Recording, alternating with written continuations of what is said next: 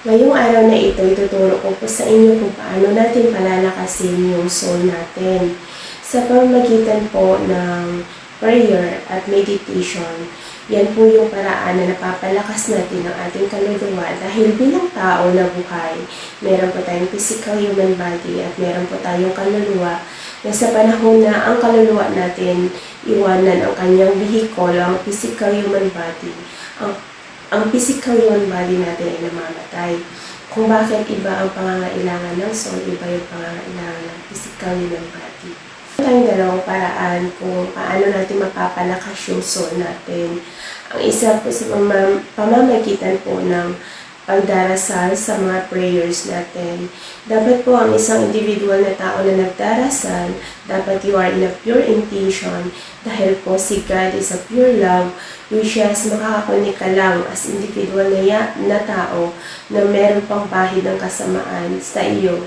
Makakakunik ka kay God kapag nag-set ka ng pure intention mo sa prayers mo at that's the time na makakonek ka kay God dahil hindi makakakonek ang isang individual na tao dahil kay God kung may bahid ka pa ng kasamaan. Kung bakit every prayers of us, we need to set in a pure intention kapag gusto natin mag-connect kay God as a pure love.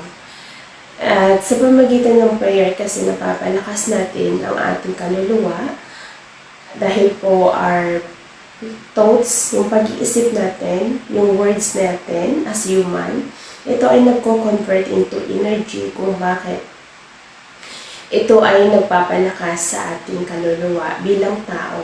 At ang pangalawang paraan para mapapalakas ang ating kaluluwa bilang tao ay sa pamamagitan ng meditation. Ang meditation, ito po ay inaaral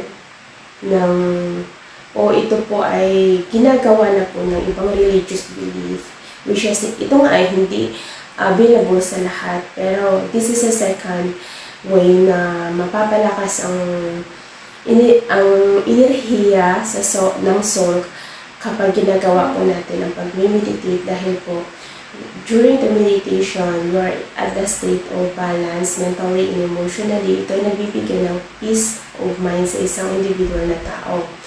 Kapag nasa deep meditation ka, state of meditation, nakaka-visualize ka dito at parang totoo talaga na nakakausap mo. Kasi each of us, bago naman tayo nag-meditate individually, ay nagsiset din tayo ng pure intention natin kung para saan ba ang ating pag-meditate.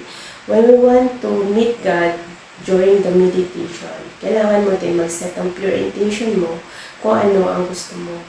Diyan ma-visualize mo, diyan ma-meet up mo kung sino ang gusto mong i-meet up during the meditation, which is nagtumutulong po ang pag-meditate na mapalakas yung enerhiya ng soul natin.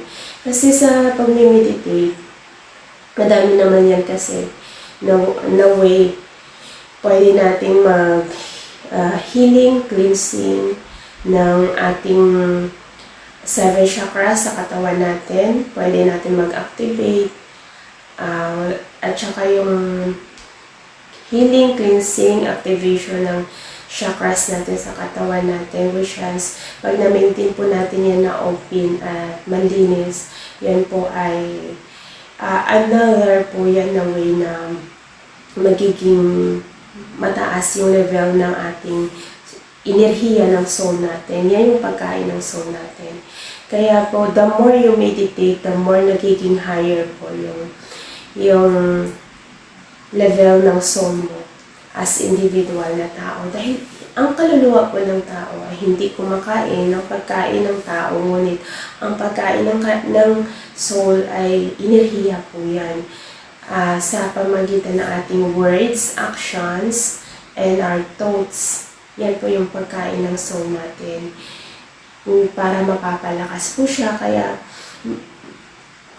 kapag nagpe-pray po tayo lagi, yung pinapalakas natin ay ang ating spiritual o yung soul natin. So, ganyan po yung paraan kung paano natin mapapalakas ang ating kaluluwa individually.